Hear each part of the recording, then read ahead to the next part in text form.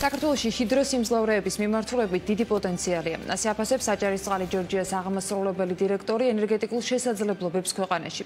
როგორც შუახევის ჰესების კასკადის მფლობელი კომპანიის ხელმძღვანელმა მედიასთან განაცხადა, შესაბამისი განვითარების შემთხვევაში საქართველოს შეუძლია ელექტროენერგიის წმინდა ექსპორტიორი იყოს.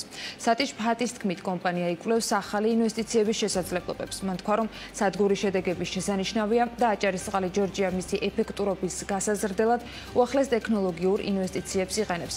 აჭარისწყალი ჯორჯია 187 მეგავატის სიმძლავრის შუახევი ჰესების კასკადს ფლობს, რომელიც დამოუკიდებელი საქართველოს ისტორიაში აშენებული ყველაზე დიდი ენერგოობიექტია.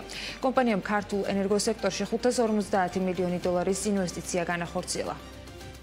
აჭარისწყალი ჯორჯია 187 მეგავატის დადგმულ სიმძლავრეს ფლობს. ჩვენ მეორე უმსხვილესი სიმძლავრის მფლობელები ვართ ჰიდროსადგურების მიმართულებით და მთლიანი ადგილობრივი მოთხოვნის 5%-ს ვაკმაყოფილებთ. საქართველოში მთლიანი დადგმული სიმძლავრეების დაახლოებით 76% ჰიდროზე მოდის. ამ მიმართულებით განვითარების დიდი პოტენციალია.